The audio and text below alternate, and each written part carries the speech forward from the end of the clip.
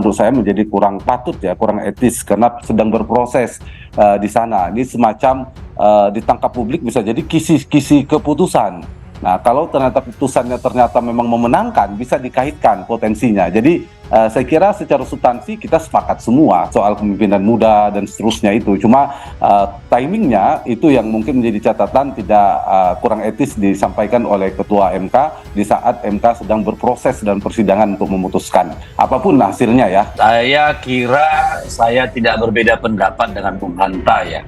Karena MK belum mengeluarkan putusan. Sementara Ketua MK, saya tidak melihat urgensinya kemudian bicara tentang hal yang sedang terkait dengan gugatan yang sedang ditangani oleh MK. Seharusnya kan beliau menahan diri, nanti berkomentar silakan di belakang setelah putusan diambil.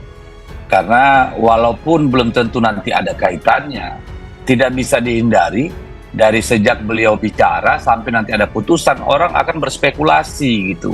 Golkar akan tetap memperjuangkan Pak Erlangga Hartarto karena itu adalah keputusan organisasi. Rapimnas memutuskan beliau sehingga tidak ada alasan sedikit pun Golkar memperjuangkan orang lain. Nah kemudian dari sisi substansi ya sebetulnya tidak ada salah pernyataan daripada Ketua MK, tetapi dari konteksnya dan momentumnya sangat tidak tepat. Ini bukan soal etis dan tidak etis, tapi momentumnya betul kata Bung Hanta itu sangat tidak tepat. Dan kader Golkar tolak pengusungan Gibran sebagai cawapres.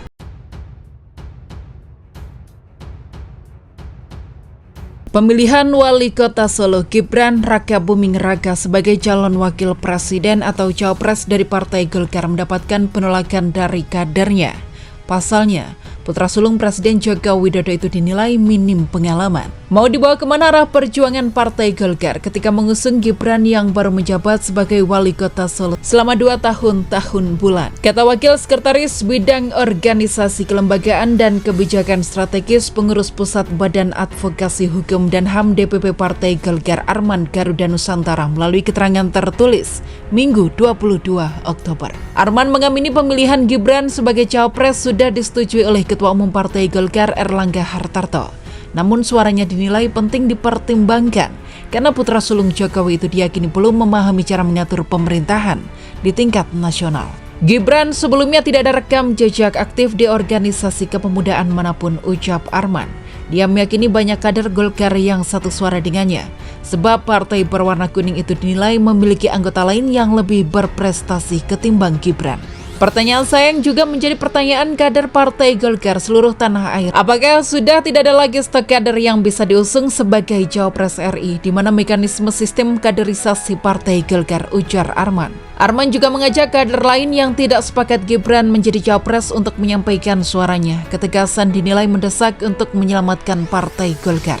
Kepada saudara-saudara saya selalu, kader Partai Golkar baik yang termasuk muda, milenial maupun senior dari Sabang sampai Merauke, dari Miangas sampai Pulau Rote.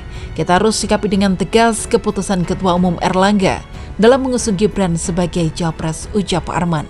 Ketua Umum Partai Golkar Erlangga Hartarto menetapkan anak sulung Presiden Joko Widodo Gibran Rakabuming Raka sebagai bakal calon wakil presiden 2024-2029.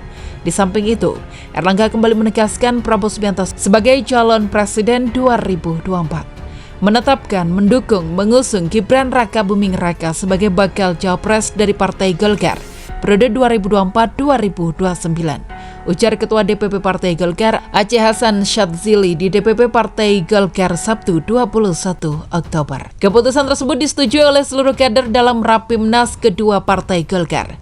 Erlangga mengungkapkan akan membawa nama Gibran dalam pertemuan mendatang Ketua Umum Koalisi Indonesia Maju.